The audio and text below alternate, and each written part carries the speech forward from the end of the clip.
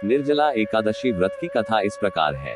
भीमसेन व्यास जी से कहने लगे कि हे पितामह, भ्राता युधिष्ठिर, माता कुंती, द्रौपदी, अर्जुन, नकुल और सहदेव आदि सब एकादशी का व्रत करने को कहते हैं, परंतु महाराज मैं उनसे कहता हूँ कि भाई मैं भगवान की शक्ति पूजा आदि तो कर सकता हूँ, दान भी दे सकता हूँ, परंतु भोजन के बिना नहीं रह सकता।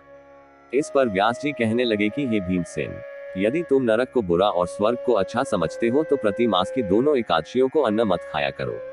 भीम कहने लगे कि हे पितामह, मैं तो पहले ही कह चुका हूँ कि मैं भूख सहन नहीं कर सकता।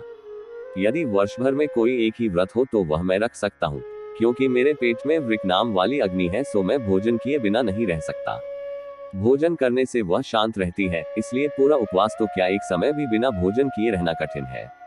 अतः आप मुझे कोई ऐसा व्रत बताइए जो वर्ष में केवल एक बार ही करना पड़े और मुझे स्वर्ग की प्राप्ति हो जाए। श्री व्यास जी कहने लगे कि हे पुत्र, बड़े बड़े ऋषियों ने बहुत शास्त्र आदि बनाए हैं जिनसे बिना धन के थोड़े परिश्रम से ही स्वर्ग की प्राप्ति हो सकती है। इसी प्रकार शास्त्रों में दोनों पक्षों की एकादशी का व्रत मुक्ति के लिए रखा जाता है। व्यास जी के वचन सुनकर भीमसेन नरक में जाने के नाम से भयभीत हो गए और कांपकर कहने लगे कि अब क्या करूं। मास में 2 व्रत तो मैं कर नहीं सकता, हाँ वर्ष में एक व्रत करने का प्रयत्न अवश्य कर सकता हूँ। अतः वर्ष में एक दिन व्रत करने से यदि मेरी मुक्ति हो जाए तो ऐसा कोई व्रत बताइए। यह सुनकर व्यास जी कहने लगे कि वृषभ और मिथुन की संक्रांति के बीच ज्येष्ठ मास के शुक्ल पक्ष की जो एकादशी आती है उसका नाम निर्जला है। तुम उस एकादशी का व्रत करो। इस एकादशी के व्रत में स्नान और आचमन के सिवा जल वर्जित है। आचमन में 6 मासे से अधिक जल नहीं होना चाहिए, अन्यथा वह मद्यपान के सदृश हो जाता है। इस दिन भोजन नहीं करना चाहिए, क्योंकि भोजन करने से व्रत नष्ट हो जाता है। व्यास जी कहने लगे कि हे भीमसेन, यह मुझको स्वयं भगवान ने बताया है। इस एकादशी का पुण्य समस्त तीर्थों और दानों से अधिक है। केवल एक दिन मनुष्य निर्जल रहने से पापों से मुक्त हो जाता है। जो मनुष्य निर्जला एकादशी का व्रत करते हैं उनकी मृत्यु के समय यमदूत आकर नहीं घेरते, वरन भगवान के पार्षद उसे पुष्पक विमान में बिठाकर स्वर्ग को ले जाते हैं।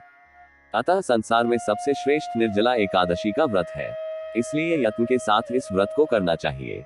उस दिन ओम नमो भगवते वासुदेवाय मंत्र का उच्चारण करना चाहिए और गोदान करना चाहिए। इस प्रकार व्यास जी की आज्ञानुसार भीमसेन ने इस व्रत को किया।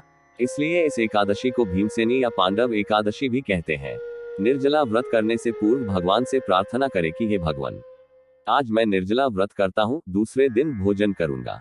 मैं इस व्रत को श्रद्धापूर्वक करूंगा, अतः आपकी कृपा से मेरे सब पाप नष्ट हो जाएं। इस दिन जल से भरा हुआ एक घड़ा वस्त्र से ढककर स्वर्ण सहित दान करना चाहिए।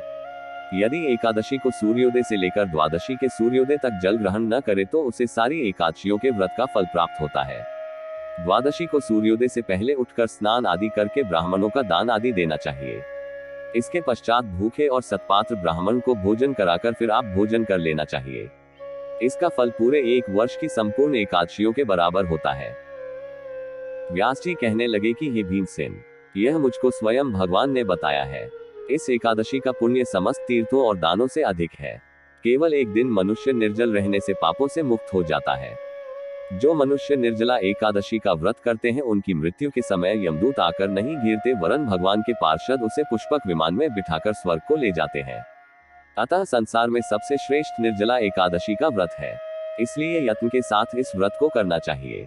उस दिन ओम नमो भगवते वासुदेवाय मंत्र का उच्चारण करना चाहिए और गोदान करना चाहिए। इस प्रकार व्यास जी की आज्ञानुसार भीमसेन ने इस व्रत को किया। इसलिए इस एकादशी को भीमसेनी या पांडव एकादशी भी कहते हैं। निर्जला व्रत करने से पूर्व भगवान से प्रार्थना करें कि हे भगवान, आज मैं निर्जला व्रत करता हूँ, दूसरे दिन भोजन करूंगा। मैं इस व्रत को श्रद्धापूर्वक करूंगा, अतः आपकी कृपा से मेरे सब पाप नष्ट हो जाएं। इस दिन जल से भरा हुआ एक घड़ा वस्त्र से ढककर स्वर्ण सहित दान करना चाहिए। जो मनुष्य इस व्रत को करते हैं उनको करोड़ पल सोने के दान का फल मिलता है, और जो इस दिन यज्ञादिक करते हैं उनका फल तो वर्णन ही नहीं किया जा सकता। इस एकादशी के व्रत से मनुष्य विष्णु लोक को प्राप्त होता है।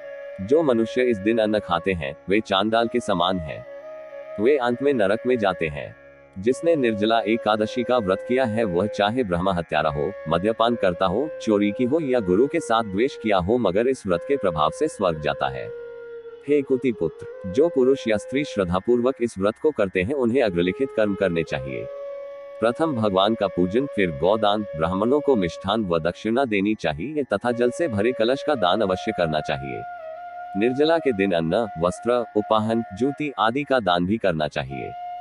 जो मनुष्य भक्तिपूर्वक इस कथा को पढ़ते या सुनते हैं, उन्हें निश्चय ही स्वर्ग की प्राप्ति होती है। अगर कहानी अच्छी लगी हो तो लाइक और शेयर करें और ऐसी ही रोचक कहानियों का रसपान करने के लिए हरि कथामृत चैनल को सब्सक्राइब करना न भूलें और हमसे जुड़े रहें।